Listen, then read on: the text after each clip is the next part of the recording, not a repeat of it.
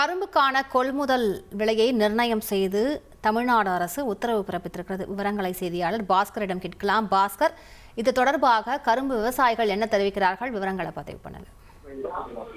கரும்புக்கான கொள்முதல் விலை டன்னுக்கு 4000 கொடுக்கப்படும் என்று திமுக தேர்தல் வாக்குறுதியில கொடுத்திருந்த நிலையில கரும்புக்கான கொள்முதல் விலை டன்னுக்கு 3151 நிர்ணயம் செய்யப்பட்டிருக்கிறது. இதனோடு தமிழக அரசினுடைய ஊக்கத்தொகையாக 215 ரூபாய் ஊக்கத்தொகையாக கொடுக்கப்படும். 2024-25 ஆண்டுக்கான கொள்முதல் விலை நிர்ணயம் செய்யப்பட்டிருக்கிறது. அதாவது சர்க்கரை குறைவு திறன் கொண்ட கரும்புக்கும் 3151 என்பது கொள்முதல் கட்டணமாக நிர்ணயம் செய்யப்பட்டிருக்கிறது. அதே நேரத்தில் விவசாயிகளுக்கு தமிழக அரசுடைய ஊக்கத்தொகையாக இந்த கரும்பு டன் ஒன்றுக்கு 215 ரூபாய் கூடுதலாக வழங்கப்படும். அதையும் கொள்முதல் செய்வதற்கான நடவடிக்கை என்பது மேற்கொள்ளப்பட்டு வருகிறது.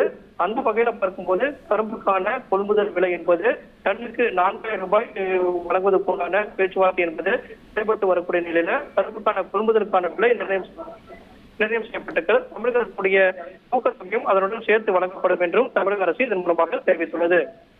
விவரங்களுக்கு நன்றி Bhaskar.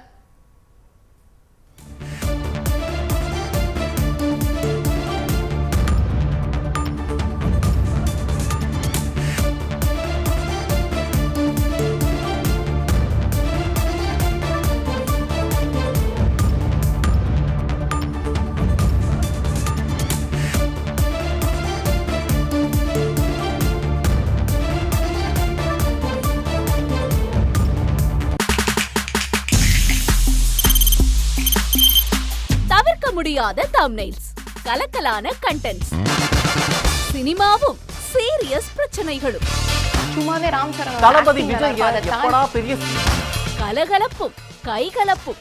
Me too love you. Thank you அவருக்கு அந்த மாஸ் ஏத்துறது தியேட்டர் தெரிக்குதுனாலே டன் தான்.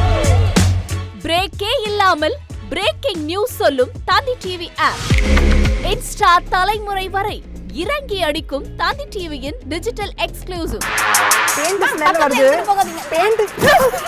பாடி காமிச்சீங்க, அதை விட மோசம். இல்ல பாடி காமிச்சீங்கன்னா அது இன்னும் வெரி பேட். தந்தி டிவி ஆப்பை இலவசமா டவுன்லோட் செய்யுங்க. ஃபாலோ பண்ணுங்க, சப்ஸ்கிரைப் பண்ணுங்க, என்ஜாய் பண்ணுங்க.